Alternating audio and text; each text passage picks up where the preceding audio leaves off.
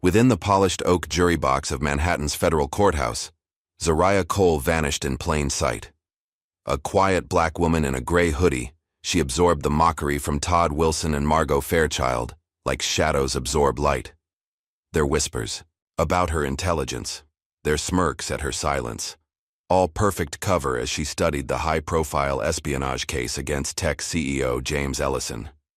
They never noticed how her posture shifted when military schematics appeared on screen, or how a court guard offered her a respectful nod that belonged to someone of rank. The jury had no idea they were sharing space with a former Navy SEAL captain whose classified mission ended in betrayal and death 3 years ago, a mission now mysteriously connected to this very courtroom. Zariah's carefully constructed invisibility would shatter the moment Admiral Parnell entered and addressed the woman they had judged so carelessly. "Captain Cole, stand down." The United States District Court for the Southern District of New York buzzed with anticipation. Camera crews clustered outside like hungry predators, microphones extended toward anyone entering or exiting the imposing stone building. This wasn't just any trial. It was the case that dominated every headline, news segment, and dinner conversation across America. James Ellison, the boyish-faced CEO of Quantum Shield Technologies, sat at the defense table in an impeccably tailored Navy suit. At 42, his once-celebrated status as a tech wunderkind had crumbled under the weight of accusations that would make Benedict Arnold seem like a mere prankster. Espionage and national security breaches that allegedly handed critical defense technology to foreign powers. As the 14 selected jurors filed into the courtroom for the first time, all eyes tracked their movements. The group represented a cross-section of New York society, diverse in age, background, and demeanor. The judge had warned them about the media attention, but nothing prepared them for the suffocating scrutiny they now faced. Juror number 4, Todd Wilson, strode confidently to his seat. A corporate attorney with Blackwell and Hayes, his Italian leather shoes gleamed under the fluorescent lights. Beside him, juror number 9, Margot Fairchild, adjusted her designer silk scarf with manicured fingers that sparkled with tasteful diamonds. They exchanged knowing glances, people who recognized their own kind. Near the back of the jury box sat juror number 12, a woman who seemed determined to disappear into her seat.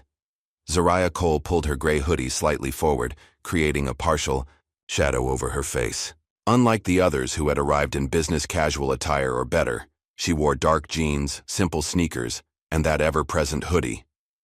At 34, her face carried a quiet intensity that most mistook for timidity.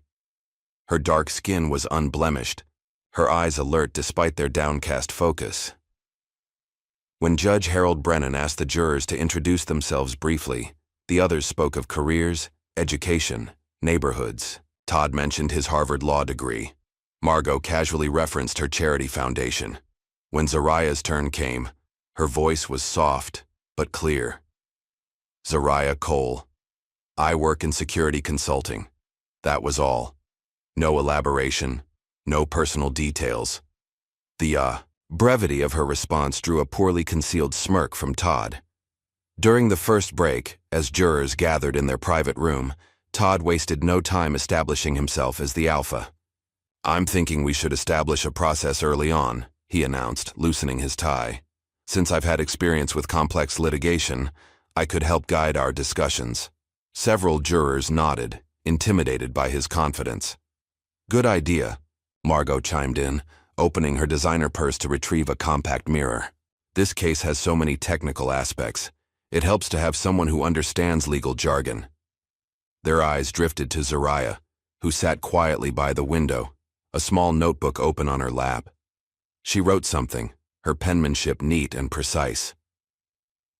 "What about you?" Todd asked her directly, his tone falsely conversational. "Do you have any experience with technology or legal proceedings, Zariah?" She looked up, briefly meeting his gaze. "Some."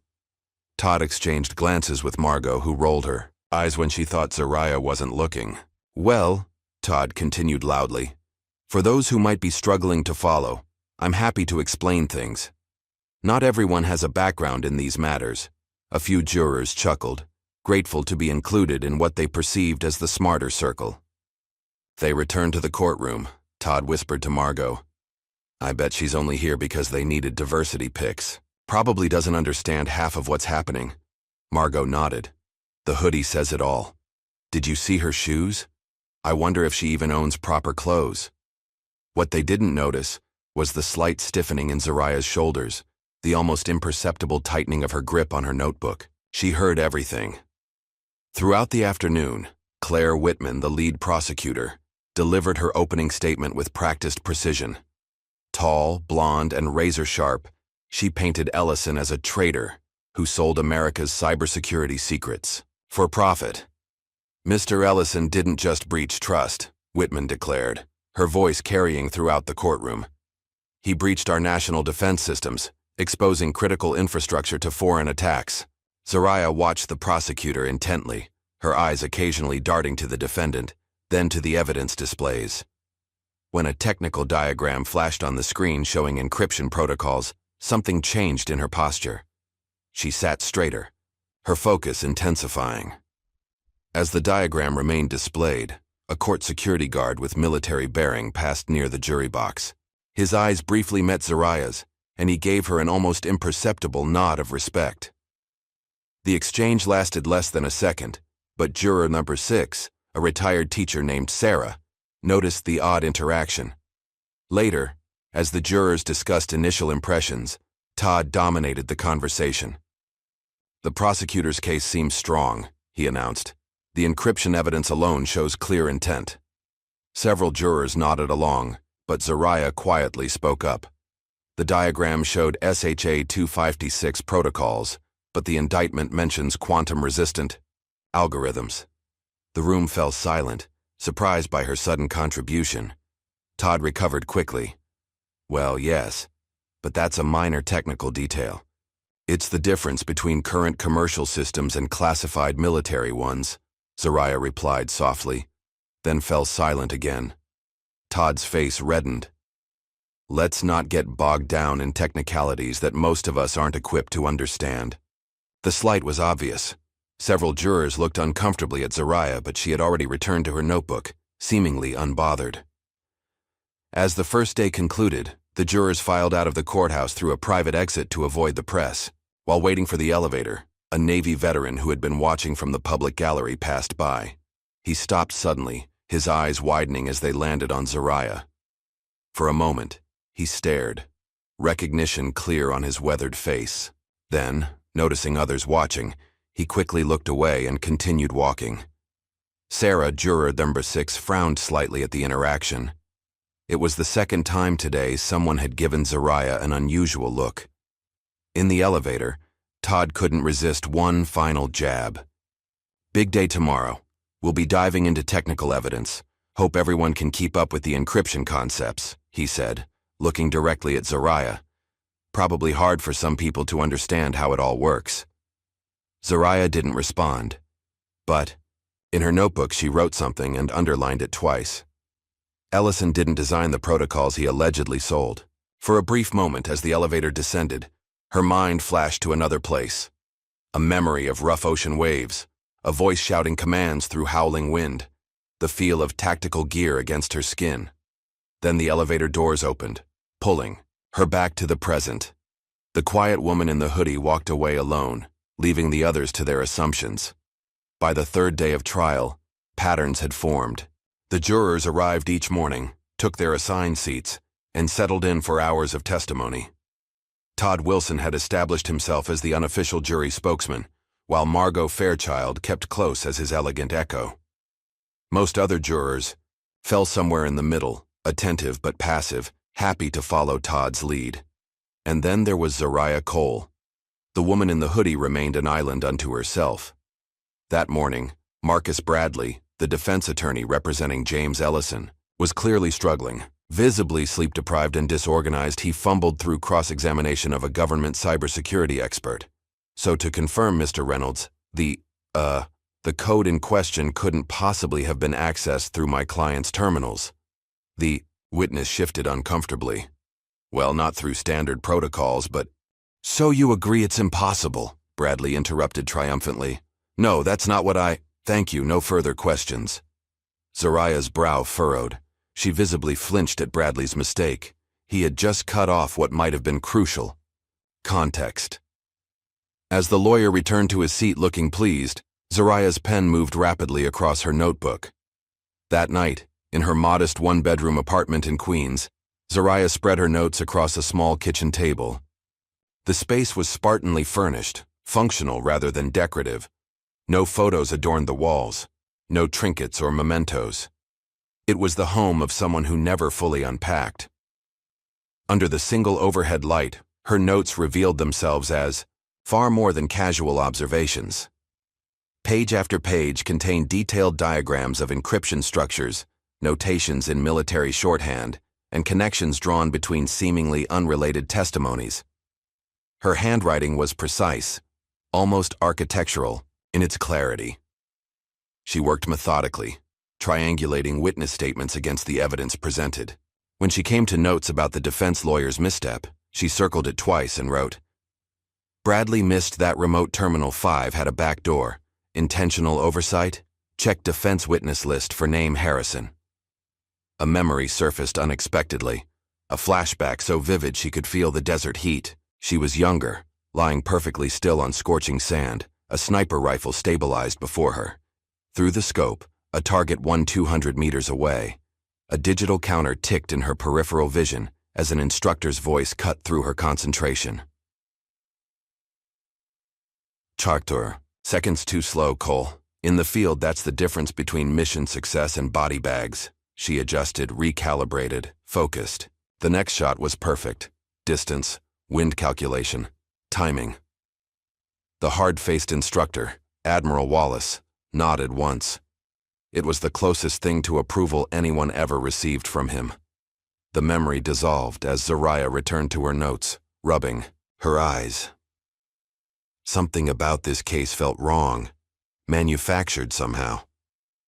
The pieces fit too neatly in some places, while gaping holes existed in others. The next day, tensions in the jury room escalated during lunch break. Todd had been pushing, his theory that Ellison's guilt was obvious, while Margot nodded emphatically beside him. "The evidence speaks for itself," Todd insisted, gesturing with his fork. "The encryption keys were on his personal drive." "But we haven't heard the full defense yet," Sarah, the retired teacher, pointed out. "Please," Margot scoffed. "What defense? Could possibly explain encrypted military files on his laptop? He's guilty." Zariah sat silently, eating her sandwich while the others debated. Her silence had become so expected that several jurors forgot she was there until Todd decided to draw her in. "What do you think, Zariah? Too complicated for you?" His tone was falsely sweet. The room quieted, uncomfortable with his transparent condescension. Zariah placed her sandwich down, meeting his eyes directly for the first time. "Maybe I just don't waste words." The simplicity and quiet confidence of her response left Todd momentarily speechless. Before he could recover, they were called back to the courtroom. That afternoon, during the technical testimony of a systems engineer, something unexpected happened. The courtroom display suddenly flickered, and for approximately 3 seconds, a classified diagram appeared on screen before the court technician hastily removed it. While most jurors merely looked confused, Zariah's entire demeanor changed. Her eyes narrowed, and she sat forward slightly. The diagram hadn't appeared by accident. It contained sections of a military communications protocol that shouldn't have been accessible to the prosecution. Judge Brennan called for a brief recess to address the technical error. As jurors filed out, a uniformed bailiff brushed past Zariah, discreetly pressing something into her hand. Once in the restroom, alone in a stall, she unfolded the small paper. "It's bigger than this trial. Be careful." She stared at it for a long moment, then flushed it down the toilet. When court resumed, Zariah began watching the spectators more than the proceedings. In the third row, she spotted a man in a charcoal suit who hadn't been there before. He was taking notes, but his eyes occasionally drifted to the jury box, specifically to her. After court adjourned for the day, Zariah approached the clerk's desk while other jurors headed for the exit. "Excuse me," she said quietly. Is there a public log of courtroom visitors? The clerk, a young man with horn-rimmed glasses, looked up with mild surprise. That's not typically available to jurors. I understand, Zariah replied. But I recognize someone who might be connected to the case. I'm sorry, but rules are rules, the clerk said dismissively, turning back to his computer. Zariah hesitated, then pulled out her notebook, opening it to reveal a small symbol drawn in. The corner, a trident crossed with an arrow. The clerk's eyes widened slightly as he recognized the classified military insignia. Where did you... he began, then stopped himself. His face paled. I'll have to check with the judge about that request. As Zariah walked away, she noted, the clerk immediately picking up his phone, hands slightly trembling. She'd made a calculated risk by showing the symbol, but she needed to confirm who was watching the trial. And who was watching her. That night, Todd confronted her directly in the courthouse parking garage. He had clearly been waiting, leaning against a concrete pillar as she walked toward her modest sedan. What's your game, Cole? He demanded, blocking her path. Excuse me? Don't play dumb. This quiet, mysterious act. The way you suddenly know things about military encryption. You're trying to make the rest of us look stupid. Zariah regarded him calmly. I'm just doing my civic duty as a juror. Bullshit, Todd spat. You think you're special? I checked. Security. Consultant doesn't make you a tech expert. You researched me? Zariah's voice remained level, but something dangerous flickered in her eyes. Just enough to know you're putting on an act, Todd replied, stepping closer. What's with the hoodie, anyway? Trying to look tough? For a moment, Zariah said nothing. Then very quietly, you should stop now. Something in her tone, a steel quality that hadn't been there before, made Todd hesitate. He blinked, suddenly unsure. Whatever, he finally muttered, stepping aside. Just know I'm watching you. As he walked away, Zariah remained still, her face betraying nothing. But internally, alarm bells were ringing. If an arrogant civilian like Todd was digging into her background, others would be too. Others with far more resources and dangerous intentions. That night, Zariah dreamed of her last mission.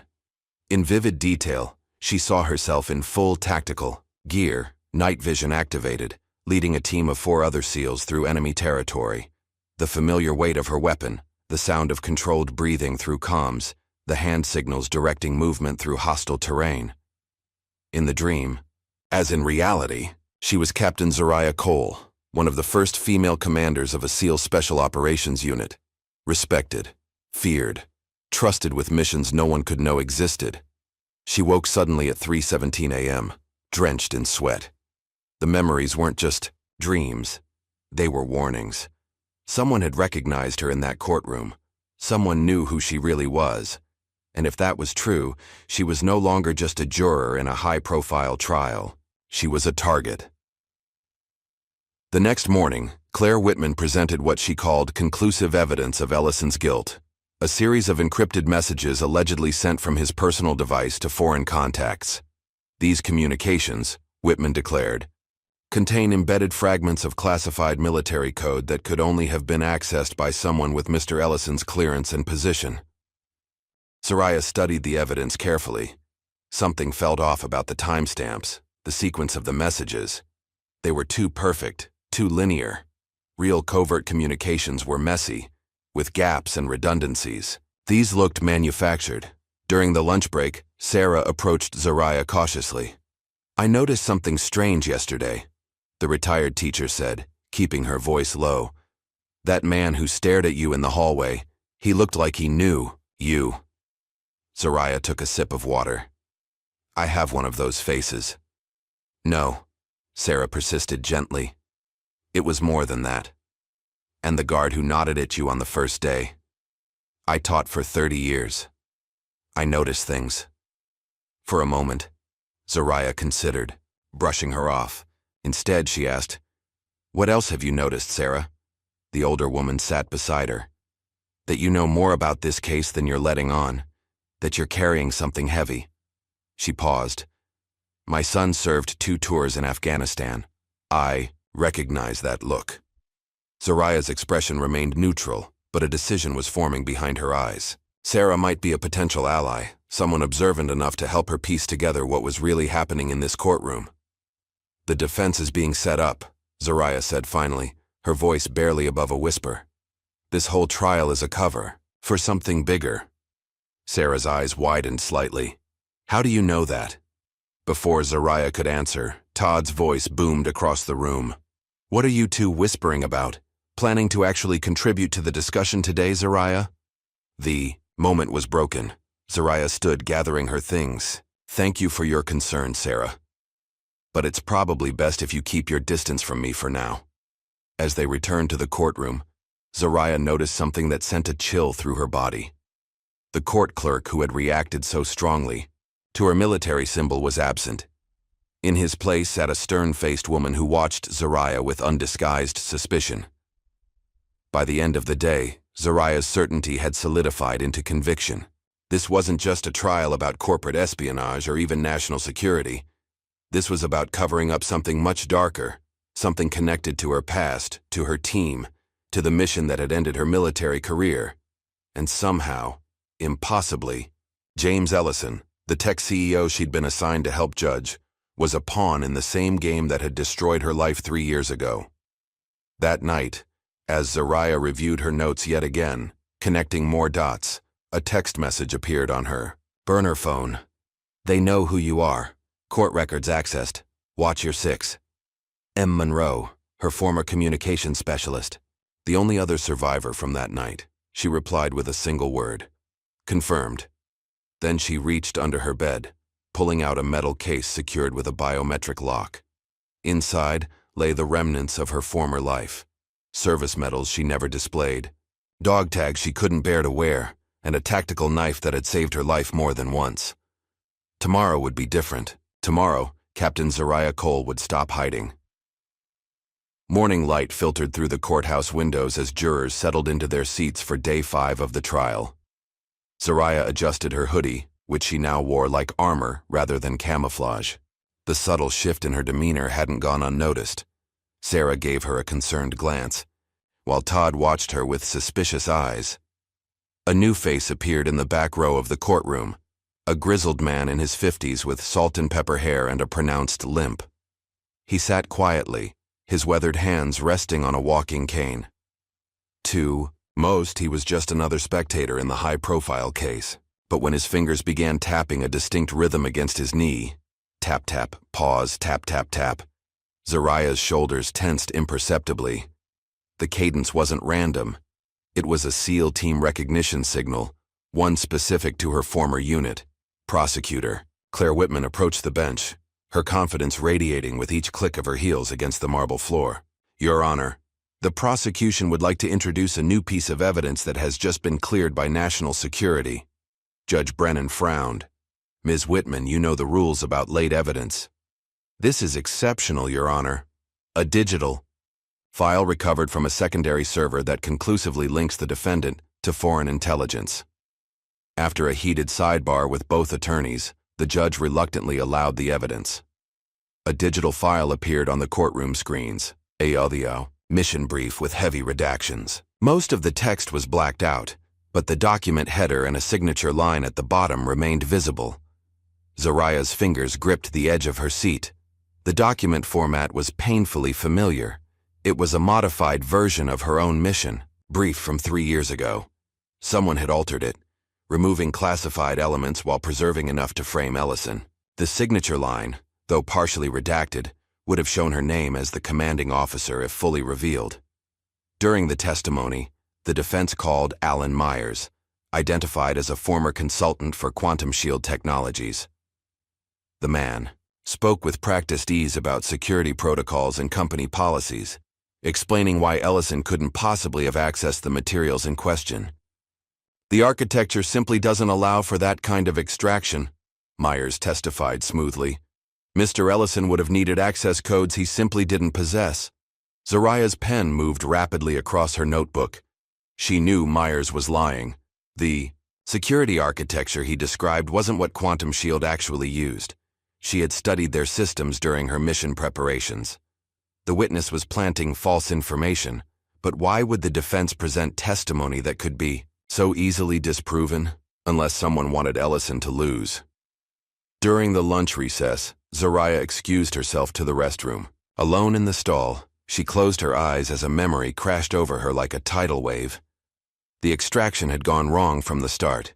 Intelligence had promised minimal resistance, but her team faced heavy gunfire within minutes of infiltration. Through night vision goggles, Zariah watched as Rivera took a bullet to the shoulder, then Anderson fell. Comms filled with shouting and gunfire. "They knew we were coming," Monroe yelled through the static. "This is a setup." Zariah tried to coordinate an emergency evacuation, but enemy forces had surrounded their position. One by one, her team members fell, Cooper, then Jackson. Only Monroe and she remained, pinned down in an abandoned building. "Captain, we need to abort," Monroe urged, blood streaming from a gash on his forehead. "Not without the package," Zariah insisted, thinking of the intelligence they'd been sent to retrieve. Proof of a rogue military operation selling weapons technology to hostile actors. The last thing she remembered was the explosion that collapsed the building's eastern wall, the searing pain as debris crushed her leg, and the certainty that she had led her team into a death trap. The memory faded as Zariah splashed cold water on her face. Looking in the mirror, she saw not the quiet juror in a hoodie, but the captain who had lost everything because someone on the inside had betrayed them. When she returned home that evening, a manila envelope waited in her mailbox. No return address, no postmark. Inside was a black and white photograph of her SEAL team, the official portrait taken before their final mission. Across the image, someone had scrawled in red marker, "Classified." Below it, a typed note read, "Code Black, do not trust court system." Code Black, the highest level alert in special operations, indicating catastrophic security breach and imminent threat to operatives. Zariah moved quickly, gathering essentials into a small backpack. She knew her apartment was likely being watched, maybe even bugged. She left lights on, TV running, and slipped out through the emergency exit, disappearing into the night. At a convenience store 20 blocks away, she purchased a new burner phone and dialed a number from memory. "Hello?" A cautious male voice answered. "Monroe." "It's me." A pause. "Captain? Jesus Christ. Secure line?" "Negative. 2 minutes max." "Understood. They're making moves, aren't they?" "Yes. The mission brief showed up in court today. Modified." Monroe cursed softly. "They're setting up Ellison as the fall guy." "For what?" "For what Black Orchid did. The weapons tech leak wasn't Ellison. It was them. Your team found proof, and they buried it along with our people." "Who's they?" "Can't say over this line. But the Admiral knows. He's been protecting you by keeping you off the radar." "Which Admiral?" "Parnell, the one who—" The line suddenly went dead. Zariah discarded the phone immediately, dropping it into a storm drain. Admiral Parnell, her former commanding officer, the man who had personally overseen her medical discharge after the mission. The man who had looked her in the eye and told her the mission records were sealed for national security. The next morning, Zariah arrived at the courthouse earlier than usual. The limping veteran was already there, waiting near the entrance. As she approached, he didn't look at her directly. "Ghost protocol initiated," he murmured as she passed. 48 hours. Ghost protocol, the contingency plan for compromised operatives. 48 hours until extraction or elimination. Inside the jury room, the atmosphere had shifted. Word had spread about Ellison's company being linked to military contracts, and speculation ran wild. "I heard the whole thing is about some secret government program," one juror whispered. Todd seized on the gossip. "This is exactly why we need to focus only on the evidence presented in court. All this conspiracy talk is ridiculous." For the first time since the trial began, Zariah directly challenged him. "Is it conspiracy when the evidence doesn't add up? When witnesses contradict established facts? When documents appear that shouldn't exist?" The room fell silent. Todd's face reddened. Well, look who suddenly has opinions. Decided the case is simple enough for you now? The case isn't simple, Zariah replied, her voice stronger than anyone had heard before. It's being simplified intentionally. Ask yourself why a tech CEO would risk everything to steal technology his company already had access to through legitimate contracts. Margot scoffed. Oh, please. Are you an expert in corporate espionage now? No, Zariah answered calmly. But I know what a cover-up looks like. The deliberation that followed was heated. Todd and Margot pushed for early consensus toward guilt, while Zariah systematically dismantled their arguments with precise logic and technical knowledge that surprised everyone. Sarah backed her on several points, adding credibility to Zariah's position. By day's end, reporters gathered outside were buzzing with a new angle. Unnamed sources suggested the Ellison case might be connected to a classified military operation gone wrong. The speculation had begun to shift from corporate espionage to government cover-up. As jurors departed through a side entrance, Zariah noticed a familiar black town car pulling up to the courthouse's main entrance. A distinguished older man in a naval dress uniform stepped out, flanked by aides. Admiral Richard Parnell, his chest adorned with medals and ribbons that spoke of decades of distinguished service. Zariah ducked her head and moved quickly in the opposite direction. Parnell's presence confirmed what she had suspected. This trial had become much bigger than James Ellison. Halfway to the subway station, Zariah spotted the red dot of a laser sight dancing briefly across her hand. She didn't break stride. Didn't look around frantically. Instead, she calmly stepped into a passing crowd of tourists, changing direction and disappearing into the flow of pedestrians. The warning was clear. Someone had her in their crosshairs. And they were letting her know. The headline appeared on every news site by morning. Courthouse tragedy. Clerk found dead in stairwell fall. The article detailed how Martin Green, a court clerk for the Southern District, had apparently fallen down a service stairwell after working late. Police called it a tragic accident. Zariah knew better. Green was the clerk who had reacted to her military symbol, the one who had seemed frightened after she requested the visitor logs. His death was no accident.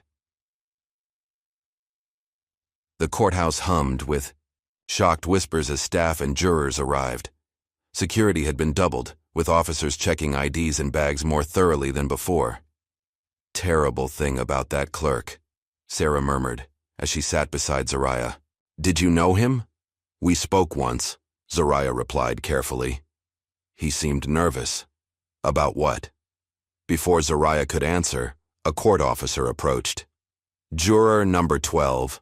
There's been a reassignment of court personnel for security reasons. Your bailiff escort has been changed. The new bailiff, a square-jawed man with cold eyes, stood nearby. When he looked at Zariah, there was no warmth, no recognition, only calculated assessment. The bailiff who had slipped her the warning note was gone. During testimony that morning, James Ellison himself took the stand. The CEO appeared haggard, with dark circles under his eyes and a slight tremor in his hands. As his attorney questioned him about security protocols, Zariah studied his body language. He wasn't just nervous.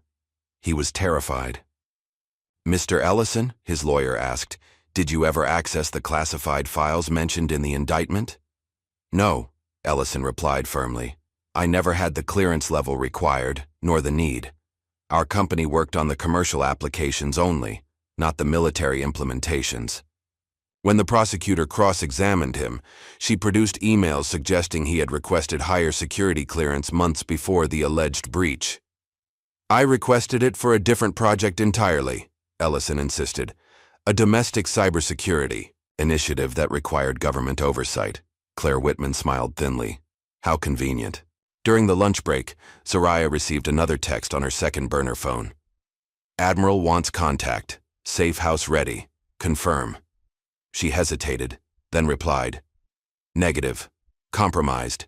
Need proof of loyalty.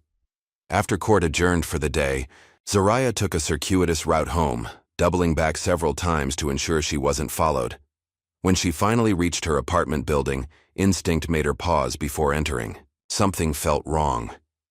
Instead of using the main entrance, She circled to the fire escape and climbed to her floor, peering through her window before entering.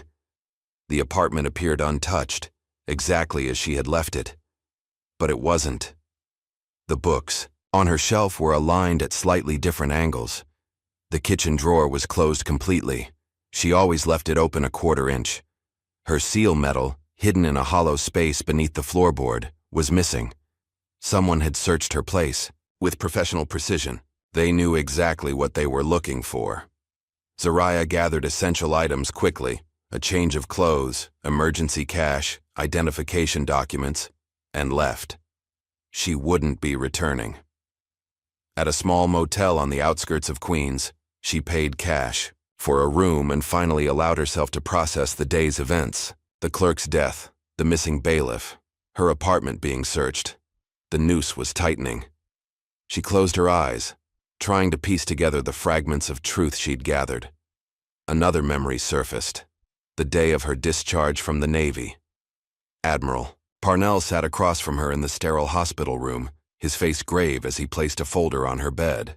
"Captain Cole, I'm afraid your injuries make field operations impossible going forward. The Navy is prepared to offer you an honorable discharge with full benefits." Zariah, her legs still in traction, looked at the papers. "And my team, sir?" "Listed as killed in action during a classified operation. Their families will receive all due benefits and honors." "And the mission findings?" Parnell's expression hardened. "Sealed by presidential order, national security. Sir, with respect, what we found is no longer your concern, Captain." He slid a document across to her. "This non-disclosure agreement is a condition of your discharge. You will never speak of the operation, its objectives, or its outcomes." As she signed, she noticed the shame in Parnell's eyes. He was following orders, but he didn't believe in them. Zariah's phone buzzed, pulling her back to the present. Another text from Monroe. "Channel 5 News now." She turned on the small TV in her motel room. A reporter stood outside the courthouse. "Sources close to the investigation have revealed that the Ellison espionage case may have connections to a classified military program known as Black Orchid. The Department of Defense has declined to comment, but speculation is growing that this trial may involve more than corporate espionage." Zariah turned off the TV. The secrets were beginning to spill. Someone was leaking information. But to what end? Her phone buzzed again. "Meeting set. Tomorrow, Oro 600, old warehouse at Navy Yard. Come alone." This time, the text came with a verification. Code only Monroe and she would know. Their shared deployment date in reverse. The following morning, before dawn, Zariah approached the abandoned warehouse cautiously. She had scouted the location from multiple angles, checking for surveillance or ambush points. Satisfied it was as secure as possible, she slipped inside through a side entrance. Admiral Parnell waited alone in the cavernous space, illuminated by a single industrial light. He wore civilian clothes, a simple gray suit that seemed at odds with his military bearing. "Captain Cole," he said quietly, "it's been a long time." Not long enough, apparently. Zariah remained near the door, wary. "Why am I on that jury, Admiral?" "You weren't supposed to be." He sighed heavily. "The selection algorithm was meant to exclude anyone with connections to military intelligence. Someone overwrote it specifically to place you there." "Who?" "The same people who set up your team 3 years ago. The real Black Orchid operatives." "I thought Black Orchid was a myth, a boogeyman story in special ops." Parnell shook his head. "It began as a legitimate deep cover unit tasked with retrieving stolen American technology from foreign agents. Over time, it evolved, or devolved, into something else. They started selling classified tech to the highest bidders, using their cover to eliminate anyone who discovered their operation." "Like my team." Zariah's voice was flat. "Yes. Your mission that night was to extract evidence of their activities from a foreign broker. They couldn't allow that to happen." "And Ellison? What's his role in this?" "A convenient scapegoat. Ellison's company developed the base encryption that Black Orchid modified for their communications. They planted evidence on his servers, making it appear he was the source of the leaks. So this whole trial is theater." "Yes and no." Parnell stepped closer. Ellison isn't innocent entirely. His company did develop dual-use technology with military applications, but he's not the traitor they're painting him as. He's a pawn, like you were. Why tell me this now? Because Ellison has something they still need. The complete encryption keys that could expose every Black Orchid operation for the past decade. They're hidden somewhere only he knows. Zariah processed this information carefully. So they want a guilty verdict to discredit him and bury the evidence. Precisely. And they want you on that jury. Because if things go sideways, you make the perfect scapegoat. The bitter ex-SEAL with a grudge against the system that left her team behind. The pieces were falling into place, but something still didn't add up. If you know all this, why haven't you gone public? Parnell's expression darkened. Because Black Orchid has protection at the highest levels. Senator Lockhart chairs the Intelligence Committee. He's been their shield for years, burying inquiries and redirecting investigations. Lockhart? The name struck Zariah like a physical blow. Senator William Lockhart had been a vocal advocate for military funding and expansion. His face appeared on news programs weekly, speaking about American security and the threats posed by foreign technology theft. He authorized your mission, Captain. Then he authorized its sabotage. The revelation hit her like a tidal wave. The man responsible for her team's deaths was one of the most powerful figures in Washington. What do you want from me? She asked finally. Help me expose them. Use your position on the jury to keep deliberations going while I gather the final evidence against Lockhart and his Black Orchid operatives. Zariah studied the Admiral's face, looking for deception. And I should trust you, why? Because I'm the one who kept you alive these past 3 years. He reached into his jacket and removed a small flash drive. This contains partial records of Black Orchid operations, enough to raise serious questions but not enough to bring them down. I need Ellison's encryption keys to unlock the rest. Zariah didn't take the drive. If Ellison has these keys, why hasn't he used them as leverage? Because he doesn't know what he has. The keys were embedded in a standard security protocol his company developed. Black Orchid modified it for their own use, but they needed his original architecture. The warehouse fell silent as Zariah weighed her options. Trust the Admiral who had ordered her silence for years? Or continue alone against forces that had already killed everyone close to her? I need time to verify this, she said finally. We don't have time, Captain. The clerk's death was just the beginning. They're eliminating loose ends. As if on cue, her phone buzzed with a text from an unknown number. Monroe compromised. Get out now. Zariah's blood ran cold. We need to move. Now. Outside the warehouse, a black SUV screeched to a halt. Men in tactical gear poured out, weapons drawn. Back exit, Parnell urged, already moving. They escaped through a service tunnel moments before the warehouse erupted in gunfire. Emerging, blocks away, they separated without another word. Zariah disappearing into the morning commuter crowd, Parnell into a waiting car. That night, Zariah broke into a secure government archive with Monroe's remote guidance. His voice on the phone was strained, suggesting he was injured but still operational. Security override is Lima 7 Delta 9er, he instructed as she accessed a terminal in the records facility. I'm in, she confirmed, fingers flying across the keyboard. Accessing mission logs now. You'll need to bypass the classified gateway. Use the Admiral's credentials I sent. The screen filled with documents, mission reports, communication logs, operational directives, all bearing the same classification code. Black Orchid. Monroe, I've got it. Evidence of unauthorized weapons technology transfers. Falsified mission. Reports. She paused, breath catching. And the orders to eliminate my team signed by Lockhart himself. Download everything. We need backup copies. Already on it. As the files transferred to an encrypted drive, Zariah discovered something else. A list of jury candidates for the Ellison trial, with her name manually added by someone with high-level access. They didn't just allow me on that jury, she realized. They wanted me there. This whole thing was a trap. For what purpose? Monroe asked. To flush me out, to confirm I didn't have evidence from our mission, and now that they know I'm active again. They'll try to eliminate you permanently, Monroe finished. Get out of there, Captain. Now. Zariah made copies of the most damning documents and sent them anonymously to two investigative journalists known for their integrity and courage, Samantha Wright at the Washington Post and Michael Bennett at Reuters. She included just enough information to pique their interest without revealing her identity.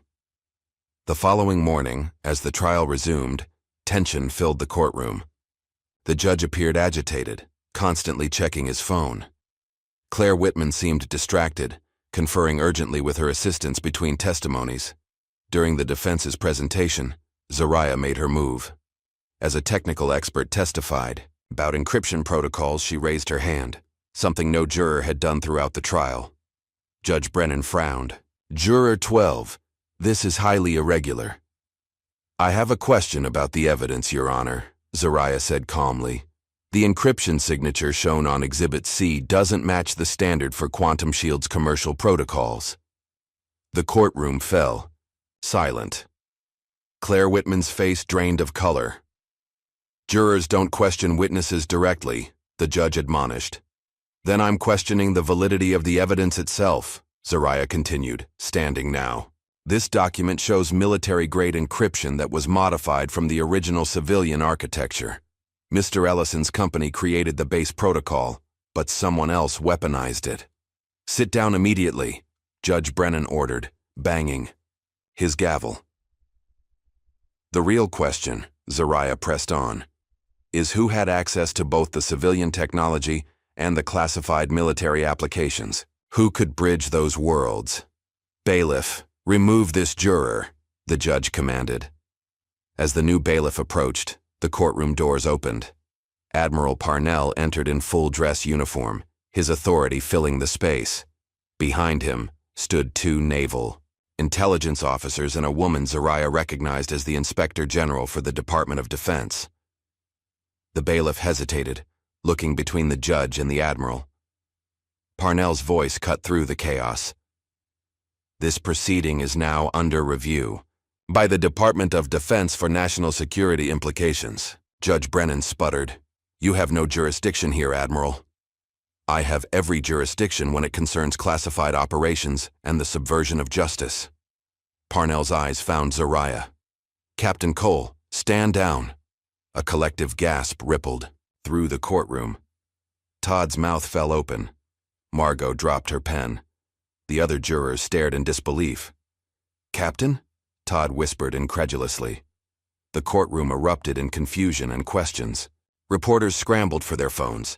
The prosecutor demanded order. Through it all, Zariah stood perfectly still, her hoodie finally falling back to reveal the face of a woman who had carried too many secrets for too long. The trap had sprung, but not as her enemies had planned.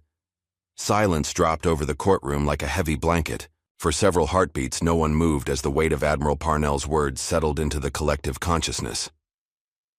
Captain Cole, stand down. Todd Wilson's face had transformed from smug certainty to stunned disbelief. Beside him, Margot Fairchild sat frozen, her manicured hand suspended midair where she'd been about to jot another dismissive note. Sarah, the retired teacher, was the only juror who didn't look completely shocked. Instead, a small smile of vindication played at the corners of her mouth. Zariah stood perfectly still at the center of the storm, her hoodie now falling loosely around her shoulders. The transformation was subtle but profound.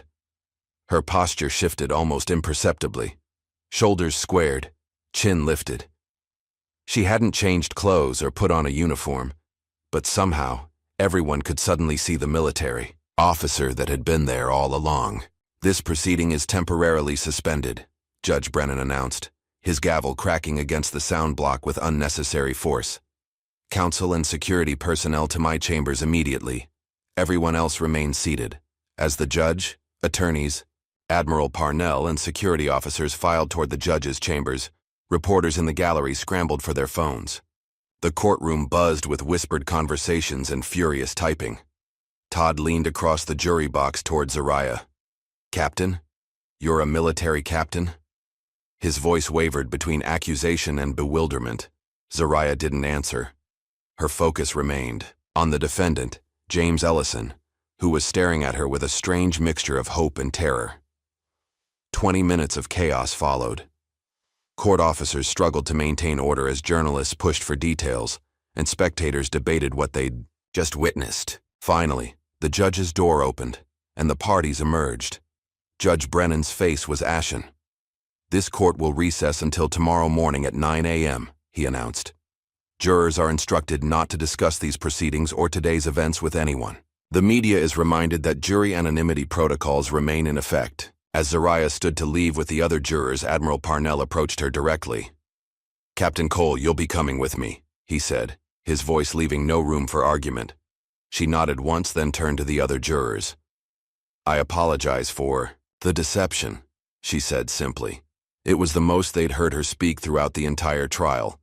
Outside the courthouse, chaos reigned. News vans lined the street, and reporters shouted questions as Zariah emerged with Admiral Parnell. She pulled her hoodie back over her head, not out of shame but habit. The instinct to protect her identity still strong. "Admiral, is Juror 12 really a Navy SEAL?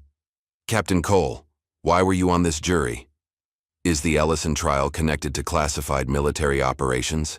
The questions came from all directions, but Zariah and Parnell moved through the crowd without answering, sliding into a waiting black SUV with government plates. As they pulled away, Zariah noticed Margot standing at the courthouse steps, looking lost and confused. Their eyes met briefly through the tinted window. For once, the socialite's face showed no condescension, only a dawning realization of how wrong she had been. Inside a secure conference room at the Naval Operations Support Center, Zariah faced down 3 stern-faced officers from Naval Intelligence, the DoD Inspector General, and Admiral Parnell. The room was swept for bugs, phones were banned, and a white noise machine hummed in the corner. "Captain Cole," began Commander Hayes, a razor-thin woman with steel-gray hair. "You violated multiple non-disclosure agreements, accessed classified information without authorization, and potentially compromised an ongoing federal trial. Do you have anything to say in your defense?" Zariah's response was measured. "I was placed on that jury deliberately, against protocol. Someone wanted me there to either frame me or eliminate me. Either way, I acted to protect myself and expose the truth about Black Orchid." "Black Orchid doesn't exist in any official capacity," interjected Lieutenant Commander Walsh, a bureaucrat with thinning hair and nervous hands. "That's exactly the problem," Zariah replied. "It operates without oversight, without accountability, and it's responsible for the deaths of my SEAL team." The evidence you stole," Walsh interrupted. "The evidence I recovered," Zariah corrected firmly, "proves that Senator Lockhart authorized both our original mission and its sabotage. Black Orchid has been selling classified weapons technology to foreign interests while framing others for the leaks." Admiral Parnell finally spoke up. "I've reviewed Captain Cole's findings. They align with concerns I've had for years about unauthorized operations. That's why I brought in the Inspector General." Sandra Reeves, the DoD Inspector General, had been silent until now. "Captain Cole, while your methods were unorthodox, the information you've provided is concerning enough to warrant a full investigation. However, that doesn't excuse your actions. With respect, ma'am, I watched my entire team die because they found evidence of Black Orchid's activities. I was silenced with classification orders and NDAs. What would you have done?" The room fell quiet as Reeves considered this. "I understand your position, Captain, but we have procedures for a reason." "Those procedures were weaponized against me," Zariah replied. "Against Ellison, too. He's being framed to cover up Black Orchid's actual security breaches." Commander Hayes looked to Parnell. "What do you recommend, Admiral?" "Captain Cole remains under my direct supervision while we investigate these claims. The trial is compromised. We need to address that immediately, and we need protection for Cole. If Black Orchid is real, they'll come for her now that her cover is blown." Outside the conference room, the world was already reacting. News outlets ran with the sensational story: "Hero Navy SEAL hidden among jurors in espionage trial." Social media exploded with speculation and debate. Some hailed Zariah, as a whistleblower exposing corruption. Others accused her of grandstanding or undermining the justice system. Back at the courthouse, Judge Brennan had ordered all jurors sequestered at a local hotel, away from the media frenzy. In a private room, the remaining jurors processed the shocking revelation. "I can't believe we never knew," one juror said, shaking his head. "I thought she was—" Margot trailed off, unable to finish the sentence. "Stupid, uneducated, beneath you." Sarah filled in sharply. "Maybe next time you'll think twice before judging someone based on their clothes or how much they talk." Todd paced the room, agitated. "This is insane. She lied to all of us, to the court. She had an agenda the whole time." "Did she?" Sarah challenged. "Or was she just paying attention when the rest of you were too busy showing off how smart you thought you were?" The following morning, while journalists camped outside the courthouse, Zariah returned to her apartment with a military escort. The place had been thoroughly searched again, this time officially by naval intelligence, and cleared for her temporary use. As she packed essential items, Zariah found a small black feather on her windowsill, a calling card she recognized immediately. Monroe had been here. He was alive and watching. Her phone buzzed with a text from an unknown number. "Hotel Westbridge, room 412, 1 hour, bring no one." After ensuring she wasn't followed, Zariah made her way to the hotel, a mid-range establishment that catered to business travelers. She took the service stairs to the 4th floor and approached room 412 cautiously. Inside, she found Margot Fairchild sitting nervously on the edge of the bed. "You?" Zariah couldn't hide her surprise. "Please close the door," Margot said, her usual haughtiness replaced by genuine fear. "I need to talk to you." Zariah remained standing, body positioned to allow quick exit if needed. "How did you get my number?" "I didn't send any text," Margot replied, confusion crossing her face. "I was told to wait here for you, by him." She nodded toward the bathroom. The bathroom door opened, and Monroe stepped out, tall, scarred, and vigilant. Unlike the Monroe of Zariah's memories, this version moved with a slight limp and had a long scar running from his left temple to his jaw. "Captain," he nodded. "Sorry for the theatrics, but we need to talk, and I needed to know if Mrs. Fairchild here was telling the truth." "About what?" Zariah asked, still wary. Margot's composure cracked. "My father," she said, voice shaking. "He's involved in all this. The company on trial, Quantum Shield. He was an early investor. He made millions when they secured their first government contracts." "That's a conflict of interest," Zariah noted. "You should never have been on that jury." "I know," Margot admitted. "I was placed there. They told me to push for a guilty verdict, to influence the others. They said it was a matter of national security." "Who is they?" Monroe asked sharply. "A man who works with my father. He's connected to someone in Washington. A senator, I think." "Lockhart," Zariah and Monroe said simultaneously. Margot nodded. "After what happened yesterday, I started putting pieces together. When I called my father to ask questions, he told me to say nothing and wait for instructions. Then I got a call telling me to come to this hotel." Her eyes filled with tears. "I think my father may be involved in something terrible." Monroe handed Zariah a tablet. "This came in an hour ago. Your little media bomb worked." On screen was a news article from the Washington Post. The headline read, "Classified documents suggest covert military group operating without oversight." The article, written by Samantha Wright, referenced anonymous sources and leaked documents, pointing to unauthorized operations conducted by a group called Black Orchid, potentially tied to weapons technology theft. "They're running with it," Zariah said, relief evident in her voice. "Not just them," Monroe replied, swiping to another screen. "Reuters has a parallel investigation going. They're focusing on Senator Lockhart's connections to defense contractors, including my father's investment firm," Margot finished quietly. Zariah studied the socialite carefully. "Why are you telling us this? You could have stayed quiet." Margot looked down at her hands. "Because you were right about everything, and I was horrible to you. I treated you like you were—" She couldn't finish. "Beneath you," Zariah supplied without emotion. Yes, Margot admitted. And now I find out my family might be connected to people who killed your friends. I may be a lot of things, Captain Cole, but I'm not a traitor. The moment was interrupted by Zariah's secure phone ringing, the one provided by Naval Intelligence. It was Admiral Parnell. Cole, we've got a problem. Someone's trying to shut down the investigation before it starts. Senator Lockhart has called an emergency closed-door session of the Intelligence Committee. They're claiming national security, privilege to bury everything. We need to move faster, Zariah replied. I'm with Monroe now. We have Margot Fairchild too. She's talking. Bring them in, both of them. And Cole, watch your back. There's been unusual activity around the courthouse. I think they're making a play. As they prepared to leave, Zariah received a text with an image attachment. It was a photograph of her SEAL team's memorial wall at Naval Special Warfare Command, with the words "Traitors Die Twice" superimposed across it. The Black Orchid signature was clear. They were sending a message and upping the psychological warfare. Zariah showed Monroe the image.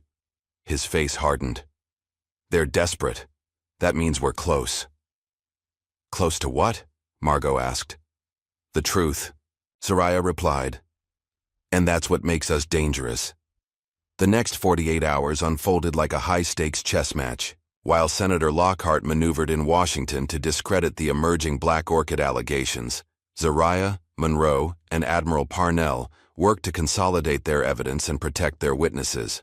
Margot Fairchild, now under naval protection, provided crucial information about her father's financial ties to Quantum Shield Technologies. Naval intelligence confirmed that BlackRock Investments, where Richard Fairchild served as managing partner, had channeled funds through shell companies to several defense contractors linked to Black Orchid operations.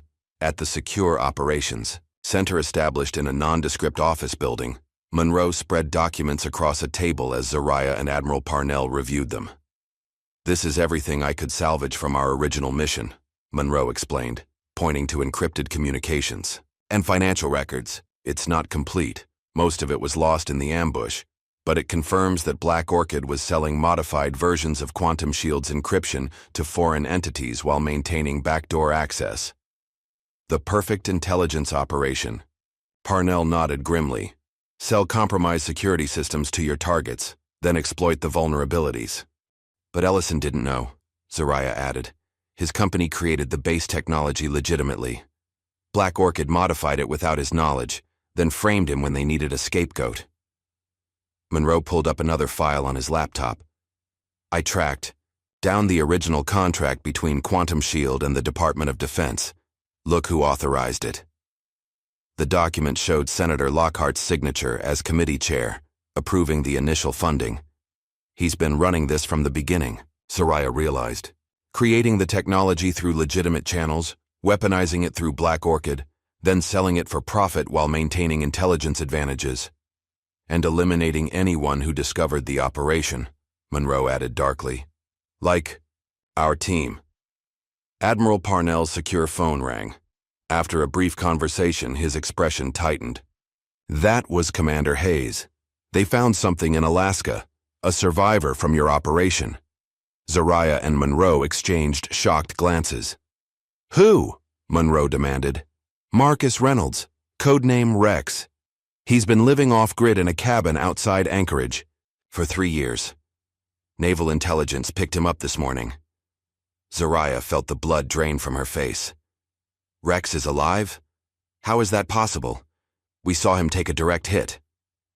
Apparently he was wounded, but managed to escape during the chaos. He's been in hiding, afraid Black Orchid would finish the job if they knew he survived. Does he have evidence? Monroe asked urgently. Better, Parnell replied. He has the original intelligence package you were sent to retrieve, proof of Black Orchid's unauthorized weapons technology transfers. He kept it as insurance. This development changed everything. With Rex's evidence and testimony, combined with what they had already assembled, they could finally expose the entire operation. Meanwhile, in the judicial system, the Ellison trial had erupted into chaos. Judge Brennan reluctantly declared a mistrial after Zariah's revelation as a former SEAL captain and the subsequent allegations of military interference. Defense attorneys filed emergency motions claiming government misconduct, and demanding all charges be dropped. The prosecution, led by Claire Whitman, found itself in an impossible position.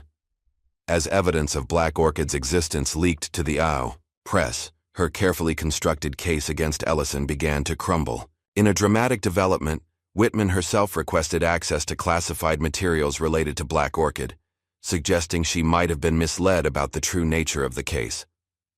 On the third morning after the courtroom revelation, Zariah was preparing for a secure video conference with Rex when her phone buzzed with an alert. Breaking news notifications flooded in. Senator Lockhart calls press conference to address malicious allegations against military honor. "He's going on offense," Monroe observed grimly. "Classic move. Deny everything and attack the accusers." Zariah watched the live stream as Senator William Lockhart, resplendent in a tailored suit with an American flag pin prominently displayed, stood before a forest of microphones. His silver hair and distinguished bearing projected authority and patriotism. "My fellow Americans," he began, voice resonating with practiced sincerity, "I come before you today to address troubling allegations that have emerged regarding a so-called covert military unit named Black Orchid. Let me be absolutely clear. These allegations are not only false but represent a dangerous attempt to undermine our national security and military readiness." He continued, voice hardening with righteous indignation. "The individuals behind these fabrications include a dishonorably discharged former Navy officer with a history of mental health issues following combat trauma and a naval administrator seeking to cover up his own negligence. Their claims have no basis in fact and serve only to aid our adversaries." Zariah's hands clenched into fists. The deliberate mischaracterization of her discharge status and the implication of mental instability were calculated blows designed to discredit her before she could even testify. "That son of a bitch," Monroe muttered. "This is good," Admiral Parnell said unexpectedly. Both Zariah and Monroe turned to him in surprise. "He's scared," Parnell explained. "He wouldn't address this publicly if he wasn't worried about what we have. And now he's committed to specific lies that we can disprove." Zariah nodded slowly. "He claimed I was dishonorably discharged. My service records prove otherwise." "Exactly," Parnell agreed. "He's making mistakes. We need to press the advantage." The answer came in an unexpected form. As Senator Lockhart concluded his press conference and began taking questions, a reporter from the Washington Post stood up. "Senator, I have here documents indicating you personally authorized Operation Silverfish in March 3 years ago, a mission that resulted in the deaths of 4 Navy SEALs. Can you comment on your involvement and why these deaths were classified? At the highest level?" The camera caught Lockhart's momentary flash of panic before his political training reasserted itself.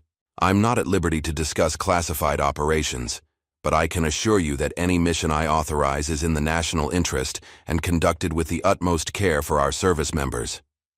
Another reporter jumped in. "Senator, sources claim you've received over $12 million in campaign contributions from defense contractors directly benefiting from technology sales to foreign entities. Does this represent a conflict of interest in your position on the Intelligence Committee?" The press conference spiraled rapidly out of control as journalists, clearly armed with leaked information, hammered Lockhart with increasingly specific questions about Black Orchid, weapons technology transfers, and financial connections to shell companies. Watching the senator's composure crack, Zariah felt a grim satisfaction. "The reporters got our packages." "Not just got them, they're coordinating," Monroe observed. "Look at how they're building on each other's questions. Someone's organizing this." Admiral Parnell's phone chimed with a message. After reading it, he looked up with a rare smile. That would be Inspector General Reeves. She decided Lockhart needed to face some preliminary questions from the press before her official investigation concludes. While Lockhart struggled to contain the damage, the legal system continued its process. The judge overseeing the Ellison case called an emergency hearing to address the mounting evidence of government misconduct. During this hearing, a bombshell dropped. Claire Whitman, the lead prosecutor, requested to withdraw from the case. "Your Honor," she stated, standing ramrod straight before the bench, Information has come to light suggesting that I may have been provided incomplete or misleading evidence by certain government agencies. In the interest of justice, I cannot in good conscience continue to prosecute this case until these serious allegations are resolved. The judge, clearly stunned, had little choice but to accept her withdrawal and order a complete review of all evidence. Ellison, for the first time since his arrest, allowed himself a glimmer of hope. That afternoon, Zariah received an unexpected request. James Ellison wanted to meet with her privately, with his attorney present. After consulting with Admiral Parnell and getting clearance from the court, she agreed. The meeting took place in a secure conference room at the Federal Building. Ellison looked dramatically different from the defeated man who had sat at the defense table. Though still stressed, his eyes held clarity and purpose. "Captain Cole," he began, after introductions were complete, "I want to thank you for what you've done. I had no idea what was really happening until my attorney explained your allegations about Black Orchid." "Mr. Ellison," Zariah responded carefully, "I need to understand exactly what you knew about how your encryption technology was being used by military contractors." Ellison nodded solemnly. "Our company developed quantum-resistant encryption for commercial applications. We were approached about military contracts which we accepted under strict ethical guidelines. What we didn't know was that someone had modified our protocols for unauthorized purposes." "When did you first suspect something was wrong?" "About 6 months ago. One of my engineers noticed anomalies in how our systems were being implemented in certain classified projects. When he brought this to my attention, I began quietly investigating. 3 weeks later, federal agents raided my offices and arrested me for espionage." This timeline aligned perfectly with what Zariah had pieced together. Ellison had started pulling on threads that threatened to unravel the entire Black Orchid operation, so they framed him to maintain their cover. "Mr. Ellison," Zariah leaned forward, "we have reason to believe your original encryption architecture contains keys that could help us decrypt Black Orchid's communications, keys they need to maintain their operation." Ellison exchanged glances with his attorney, then nodded. "The quantum bridge protocols. They're based on a mathematical sequence I developed personally. No one else has the complete formula. That's why they needed you discredited, but not eliminated." Zariah realized. "They still need your knowledge." "They used me like they used you," Ellison said quietly. "But you still have your soul." The cryptic statement hung in the air between them. Zariah sensed there was more Ellison wasn't saying, perhaps couldn't say in this setting. As she left the meeting, her secure phone buzzed with a text from Monroe. "It's time. Tomorrow you'll have your shot. Don't miss." The message came with these coordinates for a location in Washington, D.C., and a time, 0900 hours. Monroe had arranged for her to testify before a closed session of the House Oversight Committee, a chance to present their evidence directly to legislators who could hold Lockhart accountable. That night, as Zariah prepared her testimony in her temporary quarters at the naval base, Admiral Parnell visited her. "You've started something that can't be stopped now," he said, settling heavily into a chair. "Lockhart is calling in every favor, threatening everyone who might listen to you. But the media coverage has forced too many questions into the open." "Will it be enough?" Zariah asked, the weight of her dead teammates heavy on her shoulders. "That depends on what happens tomorrow. The committee chairman is no friend of Lockhart's, but he's cautious. You'll need to be precise, factual, and unimpeachable." "I've been preparing my whole life for this mission, Admiral." Parnell nodded soberly. "I know. I just want you to understand the forces aligned against you. Black Orchid isn't just Lockhart. It's a network of influential people protecting their interests, people who believe they're above the law because they write it." "Why are you telling me this?" "Because I need you to understand what victory looks like here. It's not about destroying everyone involved. That's impossible. It's about exposing enough truth that they can never operate in shadows again." As Parnell left, Zariah returned to her preparations. She organized her evidence methodically: mission logs, financial records, witness testimonies, technical analyses of the modified encryption. The case against Black Orchid was circumstantial in places, but devastating in its totality. She was about to turn in when her burner phone, the one only Monroe knew about, buzzed with a message. Extraction team compromised. Change of plans. Meet at secondary location at 0700. Bring all evidence. A chill ran through her. The message used their established protocol but felt wrong somehow. She texted back, "Confirm authentication?" The response came quickly. Sierra Echo Alpha Lima. Zariah frowned. That wasn't their authentication code. It was close. The letters spelled SEAL, but their actual code was based on their first deployment date. Someone was impersonating Monroe. She immediately contacted Admiral Parnell through the secure line. "Sir, we have a breach. Someone's compromised. Monroe's communications or is impersonating him."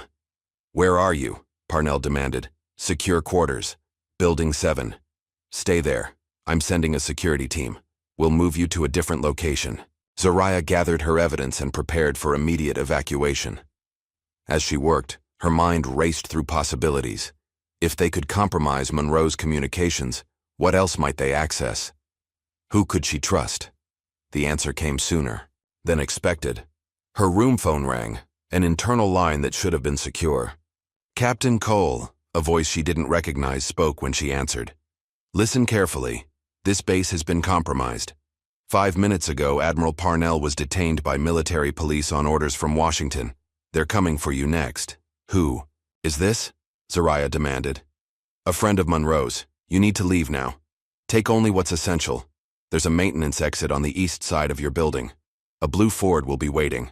The driver will identify himself with the words, 'The orchid grows in darkness.'" The line went dead. Zariah moved with practiced efficiency, securing only the most critical evidence and a weapon. Years of special operations training had prepared her for exactly this scenario. Trust no one, move fast, verify everything. As promised, a blue Ford waited at the maintenance exit. The driver, a young man with military bearing, rolled down the window as she approached cautiously. "The orchid grows in darkness," he said quietly. "Monroe sent me. We need to move now." As Zariah slipped into the car, alarms began blaring across the base. The trap had been sprung, but this time, she was one step ahead. "Where's Monroe?" she asked as they drove through a service gate, the driver showing credentials that got them waved through without inspection. "Meeting you at the safe house. And Captain, he has Rex with him." Zariah felt a surge of hope. With Rex's testimony and the evidence they'd gathered, tomorrow's hearing could still happen. Black Orchid's days of operating in shadows were numbered. They drove through the night. Zariah thought of her fallen teammates, of Todd's sneering dismissal and Margot's condescension, of the quiet strength she'd maintained throughout her ordeal. The woman in the hoodie had revealed herself as Captain Cole, and now Captain Cole would finish the mission her team had started 3 years ago. Dawn broke over Washington, D.C. with a crimson intensity that seemed to herald the day's coming storm. Zariah stood at the window of the safe house, a modest apartment in Alexandria, with reinforced doors and windows that didn't appear on any official records. The dark circles under her eyes betrayed her sleepless night, but her gaze remained focused and determined. Behind her, Monroe and Rex sat at a kitchen table covered with documents, laptops, and empty coffee cups. Rex, Marcus Reynolds, was thinner than Zariah remembered, his once broad frame whittled down by years of hiding and hypervigilance. The scar across his neck where a bullet had grazed him during their ambushed mission stood out against his pale skin. "Transport's confirmed for 0800, Monroe announced, hanging up a burner phone. "We'll take separate routes to the capital. Zariah first, then Rex, then me." Rex nodded grimly. "Assuming we make it there at all, Lockhart's people will be watching every approach. That's why we're using congressional security, not our own." "People," Monroe replied. "The committee chairman has authorized a direct escort from a secure pickup point." Zariah turned from the window. "Do we have confirmation that Admiral Parnell is safe?" "Limited," Monroe admitted. "He's being held at Naval Support Facility Anacostia, officially for security debriefing. Unofficially, they're keeping him isolated until after your testimony." The weight of responsibility pressed down on Zariah's shoulders. Everything now hinged on her testimony, Not just justice for her fallen teammates, but Parnell's freedom, Ellison's exoneration, and the exposure of a corruption that had wormed its way into the highest levels of government. "Time to move," she said, gathering the secure evidence case. "Stick to the plan. If anything goes wrong, we adapt," Rex finished. "Just like always, Captain." Zariah nodded, momentarily transported back to missions where these men had trusted her with their lives. Now, they were trusting her again, perhaps for the last time. The morning sun had barely cleared the horizon when Zariah left the safe house, dressed in civilian clothes with her evidence case handcuffed to her wrist. She walked 3 blocks before catching a rideshare driven by a retired Marine who'd been vetted by Monroe's network. The car had just turned onto the George Washington Memorial Parkway when Zariah noticed a black SUV merge aggressively into traffic behind them. "We've got a tail," she said calmly to the driver. 2 cars back, black Suburban.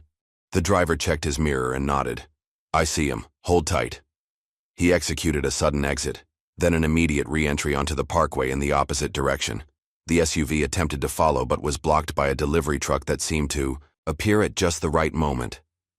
"Friend of yours?" Zariah asked, noting the precision of the maneuver. "Monroe called in some favors," the driver replied with a tight smile. "Half the vets in the district are watching your back today, Captain." They switched vehicles twice more before reaching the secure pickup point, a nondescript parking garage where 2 stern-faced Capitol police officers waited beside an unmarked sedan. After verifying Zariah's identity, they escorted her through a service entrance into the labyrinthine underbelly of the Capitol complex. Congressman Daniel Lawrence, chairman of the House Oversight Committee, met her in a secure anteroom. In his 60s, with a shock of white hair and penetrating blue eyes, Lawrence had the bearing of a man accustomed to power, but not corrupted by it. "Captain Cole," he greeted her, extending his hand. "Thank you for coming. I understand the considerable risk you're taking." "Thank you for the opportunity, Congressman," Zariah replied. "Has the committee been briefed on the classified nature of my testimony?" "Yes. We've established a SCIF protocol for today's hearing. No recording devices, no staff except those with appropriate clearance." He paused, his expression grave. "I should warn you, Senator Lockhart has friends on this committee. They'll challenge everything you say." "I'm counting on it, sir." As they prepared to enter the hearing room, Zariah's secure phone vibrated with an urgent message. Rex intercepted. "Monroe engaging. Proceed as planned." Her heart sank, but her face remained impassive. They had anticipated this possibility, Lockhart trying to neutralize their key witness. It meant she would face the committee alone, at least initially. Just hearing room was smaller than she expected, arranged for confidentiality rather than spectacle. 12 committee members sat in a semicircle facing a single witness table. No press, no public gallery, no cameras, just 12 elected representatives, their essential staff, and armed security at every door. As Zariah took her seat, she felt the weight of scrutiny from every direction. Some faces showed open skepticism, others guarded interest. Congressman Lawrence called the classified session to order, explaining the extraordinary circumstances that had brought them together. "Captain Cole," he began formally, "you come before this committee with allegations of serious misconduct involving classified operations, misappropriation of military technology, and possible treason. These are grave charges that demand substantial evidence. Are you prepared to present such evidence today?" "I am, Mr. Chairman." "Then please begin." Zariah unlocked the evidence case and removed a precisely organized set of folders. 3 years ago, I commanded a SEAL team tasked with retrieving intelligence from a foreign location. That intelligence concerned unauthorized weapons technology transfers conducted by a covert unit operating under the designation Black Orchid. She proceeded methodically, laying out the evidence piece by piece. Mission logs, financial records, technical analyses of the modified encryption technology, witness statements. Her presentation was clinical, devoid of emotion, but devastating in its precision. "The operation was compromised before we arrived," she continued. 4 members of my team were killed. The official record states that all intelligence was lost in the ambush. But that's false. Some of it survived, and more has been gathered since. A congressman from Texas leaned forward. Captain Cole, these are serious accusations against distinguished public servants. What proof do you have that Senator Lockhart personally authorized these illegal operations? Zariah removed a final document from her case. This operational directive bearing Senator Lockhart's signature and verification code explicitly authorizes Black Orchid to modify and deploy proprietary encryption technology to designated foreign entities. The same document authorizes containment measures against any personnel who discover the program's true nature. Containment measures meaning what exactly? A congresswoman asked. Assassination, ma'am. The room fell silent as committee members examined copies of the document. Congressman Lawrence cleared his throat. Captain Cole, while this evidence is compelling, Senator Lockhart and his supporters will claim these documents are fabricated or taken out of context. Do you have corroborating testimony? I do, Zariah replied. Former Petty Officer Marcus Reynolds, who survived the same ambush, has the original intelligence package we were sent to retrieve. He was scheduled to appear today but has been, she chose her words carefully, delayed. As if on cue, the hearing room door opened. Monroe entered, supporting a limping but very much alive Rex. Blood stained the right sleeve of Rex's jacket, but his eyes burned with fierce determination. Sorry we're late, Monroe announced calmly. We had to take a detour around an assassination attempt. The committee erupted in shocked exclamations. Security personnel immediately surrounded Rex and Monroe, weapons drawn until Congressman Lawrence ordered them to stand down. What happened? Lawrence demanded. 3-man hit team, Monroe reported professionally. Professional, but not military. Private contractors. They're currently in the custody of Metro Police. Those who survived. Rex stepped forward, grimacing through pain. Mr. Chairman, I have information that corroborates everything Captain Cole has presented. I also have the original intelligence package that cost my teammates their lives. For the next hour, Rex and Zariah presented a united front, their testimony interlocking to create an airtight case against Black Orchid and its political protectors. Monroe provided technical expertise on the encryption technology, explaining how Ellison's legitimate work had been weaponized without his knowledge. As the hearing neared its conclusion, Congressman Lawrence addressed Zariah directly. Captain Cole, you've presented compelling evidence of criminal conspiracy at the highest levels. Before we conclude, is there anything else this committee should know? Zariah paused, then spoke from the heart for the first time. Mr. Chairman, this isn't just about classified technology or political corruption. It's about honor. 4 members of my team died because they discovered the truth. They were labeled as casualties of a routine mission, denied the recognition they deserved. Today isn't just about exposing Senator Lockhart's crimes. It's about restoring the honor of those sailors who gave everything for their country. Outside, the Capitol, chaos had erupted. News of the classified hearing had leaked, along with rumors of an attempted assassination of federal witnesses. Reporters swarmed the grounds, demanding information. Social media exploded with speculation and partial information. Senator Lockhart called an emergency press conference, attempting to get ahead of the story. Flanked by supporters, he denounced the hearing as a partisan witch hunt and denied all allegations. Halfway through his prepared statement, federal agents appeared at the back of the room. The lead agent stepped forward, grim-faced, and interrupted. Senator William Lockhart, I have a warrant for your arrest on charges of conspiracy, unauthorized disclosure of classified information, and accessory to murder. The cameras captured every moment as the senator's face contorted in shock, then fury. This is absurd. I'm a United States Senator.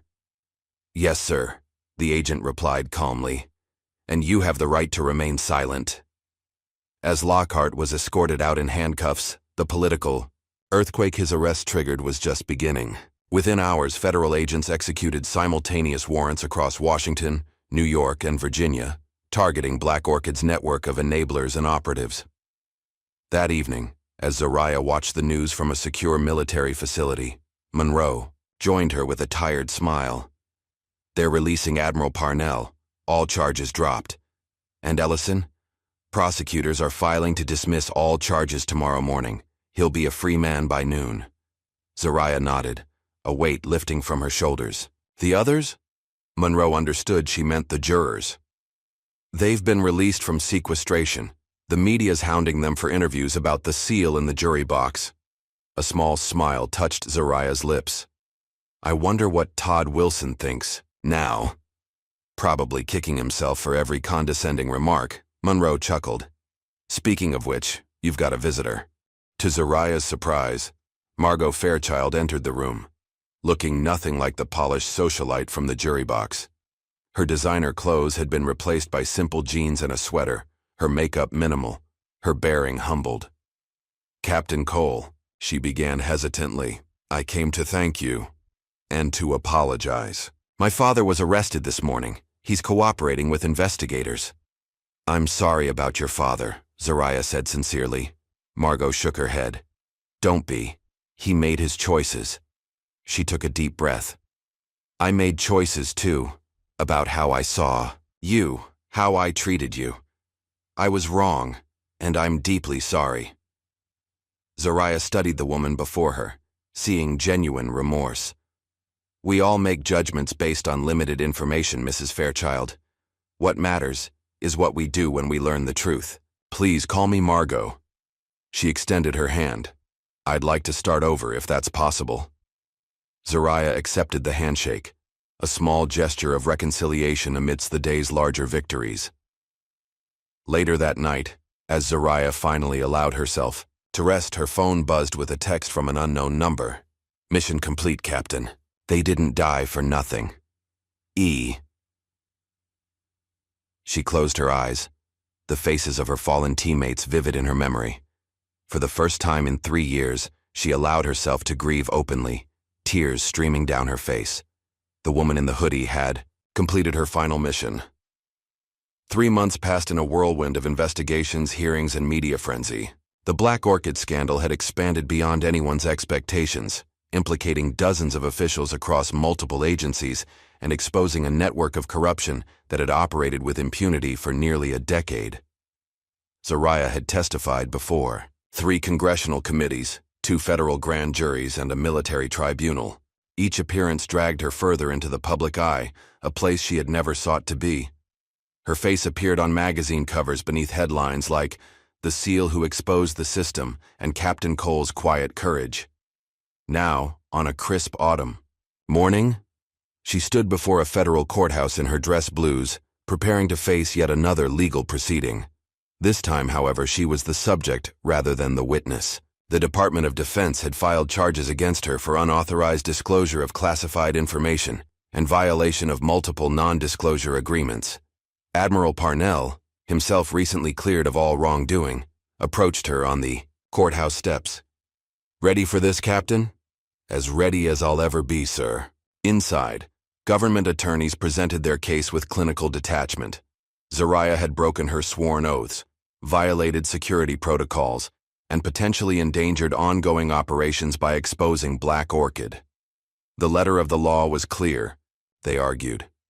Regardless of her intentions, Captain Cole had committed serious breaches of national security. Zariah's attorney countered with an impassioned defense, arguing that her actions were not only justified, but necessary to expose criminal activity hiding behind classification shields. Captain Cole didn't betray her country, he concluded. She honored her deepest oath, to protect America from enemies both foreign and domestic. When the judge asked if she wished to make a statement, Zariah rose and faced the court. Your Honor, I took an oath to defend the Constitution against all enemies. That oath doesn't become void when the threat wears a senator's pin or hides behind classification stamps. I regret nothing except that it took 3 years and the sacrifice of good people to bring this truth to light. Outside the courthouse, public opinion had already rendered its verdict. A crowd of supporters had gathered, many of them veterans wearing their service insignia. Signs reading, Justice for Captain Cole, and Truth is Not Treason, filled the air. What began as a grassroots movement had exploded into a national phenomenon. BHR. Justice for Zariah trended across social media platforms. Former SEALs, military mothers, Civil liberties advocates and ordinary citizens rallied to her defense. The movement transcended political lines, uniting people around the principle that truth and integrity must sometimes supersede bureaucratic rules. As Zariah awaited the judge's decision, Admiral Parnell made his own dramatic move. In a televised press conference, he announced his resignation from active duty, effective immediately. For too long, I allowed fear of political consequences to override my duty to the truth and to the men and women under my command, he stated, his voice thick with emotion. Captain Zariah Cole represents the future of military integrity, the courage to stand alone for what's right, regardless of personal cost. I failed her once. I will not fail her again. The Pentagon, sensing the shifting political winds, offered Zariah a deal. All charges would be dropped if she signed another non-disclosure agreement regarding specific operational details of Black Orchid. The document was placed before her in a private meeting room, a government attorney waiting expectantly with pen extended. Zariah read it carefully, then placed the pen down without signing. "I'm done with silence," she said simply, and walked out. 2 weeks later, she received a formal subpoena to testify before a special congressional committee investigating systemic abuses of classification systems. The hearing room was packed, cameras broadcasting the proceedings nationwide. Senator Lockhart, awaiting trial on multiple federal charges, watched from a prison television as Zariah took the stand. Her testimony was raw, emotional, and unforgettable, a first-hand account of how classification had been weaponized to hide crimes and silence whistleblowers. She spoke of her fallen teammates not as abstract heroes but as real people with names, faces, and families who deserved to know the truth. When she finished, even the most skeptical committee members sat in stunned silence. The aftermath was swift and consequential. Congress passed the Military Transparency and Accountability Act, creating new protections for service members who reported wrongdoing and establishing an independent review process for classification decisions. President Harrison signed it into law with Zariah standing behind him, a symbolic acknowledgement of her role in inspiring the reforms. Monroe and Rex, both cleared of all charges related to their assistance in exposing Black Orchid, chose different paths forward. Monroe accepted a position with a cybersecurity firm specializing in protecting whistleblowers. Rex returned to Alaska, preferring the quiet solitude of his cabin to the chaos of public attention. As for Todd Wilson and Margot Fairchild, their stories diverged dramatically.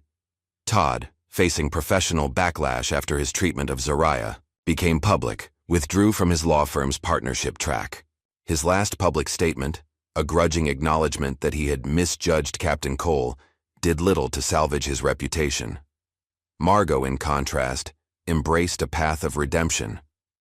Following her father's guilty plea to multiple federal charges, she used her inheritance to establish a legal defense fund for whistleblowers facing retaliation. She and Zariah maintained a cautious but genuine friendship, bound by their shared experience of the trial that had changed both their lives.